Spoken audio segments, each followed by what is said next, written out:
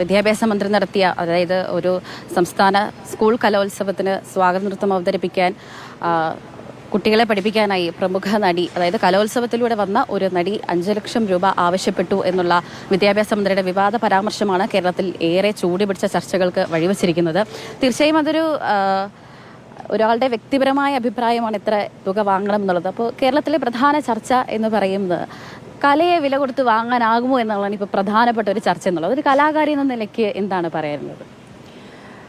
കല എന്ന് പറയുന്നത് ഞങ്ങളെപ്പോലുള്ള കലാകാരികളുടെ ഉപജീവന മാർഗമാണ്. ഇപ്പം എത്രയോ വേദികളിൽ നൃത്തം അവതരിപ്പിച്ച് അതിന് കിട്ടുന്ന പ്രതിഫലം കൊണ്ട് ജീവിക്കുന്ന ഞാനടക്കമുള്ള ഒരുപാട് കലാകാരികൾ കേരളത്തിലും കേരളത്തിന് പുറത്തുമുണ്ട്. ഈ ഒരു വിഷയത്തെക്കുറിച്ച് പറയുകയാണെങ്കിൽ അത് ഓരോരുത്തരുടെ വ്യക്തിപരമായ കാര്യമാണ്. തീർച്ചയായിട്ടും റെമ്യൂണറേഷൻ വാങ്ങിക്കണോ വേണ്ടയോ എന്നുള്ളത്. ഇതിന് മുന്നത്തെ വർഷം ഞാൻ 60 കുട്ടികളുടെ കൂടെ കഴിഞ്ഞ സംസ്ഥാന സ്കൂൾ ജനോത്സവത്തിൽ ഞാൻ നൃത്തം അവതരിപ്പിച്ചിരുന്നു. അവരെ പരിശീലിപ്പിച്ചാണ് അവതരിപ്പിച്ചത്. 2 ദിവസം മുന്നേ വന്ന് അവരുടെ കൂടെ പ്രാക്ടീസൊക്കെ ചെയ്തിട്ടുണ്ടായിരുന്നത്. അത് എൻ്റെ ഒരു ഇഷ്ടമായിരുന്നു. അതിന് മുന്നത്തെ വർഷം ഞാനും കൂടി ഉണ്ടായിരുന്നു മുഖ്യ അതിഥിയായിട്ട് CMൻ്റെ കൂടെ. അന്ന് അവിടുത്തെ കുറച്ച് കുട്ടികൾ എന്നോട് ചോദിച്ചിരുന്നു നൃത്തം അവതരിപ്പിക്കാമോ, അവരുടെ കൂടെ പെർഫോം ചെയ്യാമോ എന്ന്. അപ്പോൾ അന്ന് അതിനുള്ള സാഹചര്യം ഉണ്ടായിരുന്നില്ല. അന്ന് ആ കുട്ടികൾക്ക് കൊടുത്ത വാക്കാണ്, മക്കളെ അടുത്ത വർഷം നിങ്ങളുടെ ഒപ്പം ഞാൻ കളിക്കും. ആ വാക്ക് പാലിക്കാനാണ് ഞാൻ വന്നത്. വളരെ സന്തോഷത്തോടുകൂടിയും വളരെ അഭിമാനത്തോടു കൂടിയാണ് ഞാൻ ആ ക്ഷണം പിന്നീട് അവർ 2ാമത്തെ വർഷം ഗവൺമെൻറ് വിളിച്ചപ്പോൾ ഞാൻ സ്വീകരിച്ചത്. എൻ്റെ കയ്യിൽ നിന്ന് പണം ടിക്കറ്റ് എടുത്ത് ദുബായിൽ നിന്ന് വന്നാണ് ഞാൻ കുട്ടികളുടെ കളിച്ചത്. അത് ഞാൻ ഒരു പ്രതിഫലവും പ്രതീക്ഷിച്ചല്ല ചെയ്തത്. സംസ്ഥാന സ്കൂൾ ജനോത്സവം എന്ന് പറഞ്ഞ എല്ലാ കുട്ടികളുടെയും എല്ലാ കലാകാരികളുടെയും കലാകാരന്മാരുടെയൊക്കെ ഒരു സ്വപ്നവേദിയാണ്. നമ്മളിങ്ങനെ അത്ഭുതത്തോടെ നോക്കി നിന്നിട്ടുള്ളതാണ്. നമ്മുടെ പുതിയ തലമുറ വളർന്നു വരുന്ന വേദിയാണ്.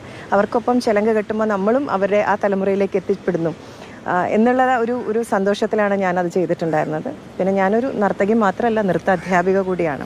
അപ്പോൾ ഞാൻ വളരെ സന്തോഷത്തോടു കൂടിയാണ് ചെയ്തത്.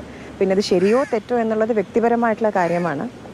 ഗവൺമെൻറ്റിൻ്റെ ഒരുപാട് പ്രോഗ്രാംസ് ഞാൻ പെർഫോം ചെയ്യാറുണ്ട്. ഇത് മാത്രമല്ല കേട്ടോ, ഗവൺമെൻറ്റിൻ്റെ ഒരുപാട്, അതായത് ലോക കേരള സഭയടക്കം ഒരുപാട് പ്രോഗ്രാംസ് നമ്മൾ ചെയ്യാറുണ്ട്. അതിനെല്ലാം കൃത്യമായിട്ടുള്ള റെമ്യൂണറേഷൻ തന്നുകൊണ്ട് തന്നെയാണ് നമ്മൾ പ്രോഗ്രാം ചെയ്യാറ്. അത് നമ്മുടെ തൊഴിലാണ്. അതിന് നമ്മൾ വേതനം വാങ്ങിക്കുന്നതിൽ തെറ്റില്ല. പക്ഷേ ഇത് കുട്ടികളുടെ കൂടെ ആവുമ്പോൾ അത് വേണ്ട എന്ന് തീരുമാനിച്ചത് എൻ്റെ വ്യക്തിപരമായ തീരുമാനമാണ്. മറ്റൊരാളത് ചെയ്യണം എന്ന് ഞാൻ അഭിപ്രായം പറയാൻ എനിക്ക് സാധിക്കില്ല. എൻ്റേത് വ്യക്തിപരമായ തീരുമാനമായിരുന്നു. ഞാൻ വാങ്ങിക്കുന്നില്ല, ഞാൻ കുട്ടികളുടെ ഒപ്പം നൃത്തം ചെയ്യുമെന്നുള്ളത്.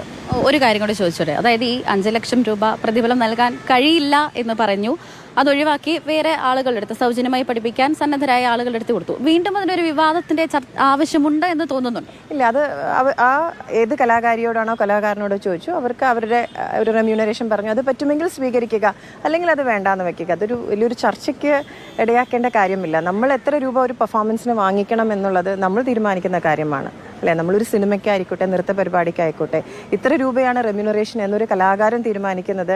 ആ ഒരു എന്താണ് നമ്മളുടെ റെമ്യൂണറേഷൻ എന്ന് തീരുമാനിക്കുന്നതിനുള്ള അവകാശം തീർച്ചയായിട്ടും കലാകാരന്മാർക്കുണ്ട്. ഇതൊരു വിവാദമാക്കേണ്ട കാര്യമുണ്ടോ എന്ന് ചോദിച്ചാൽ എനിക്കറിയില്ല. അതിൻ്റെ ആവശ്യമുണ്ടെന്ന് എനിക്ക് തോന്നുന്നില്ല. ഞാൻ വാങ്ങിച്ചില്ല എന്നുള്ളത് എൻ്റെ വ്യക്തിപരമായ തീരുമാനമാണ്. അവരെന്നോട് ചോദിച്ചിരുന്നു എന്തെങ്കിലും ഡിമാൻഡ്സ് ഉണ്ടോ ഗവൺമെൻറ്. എനിക്ക് ഒരു ഡിമാൻഡും ഇല്ല. അവർ വിളിച്ചപ്പോൾ സന്തോഷത്തോടെ വന്ന് ഞാൻ ചെയ്യുകയായിരുന്നു.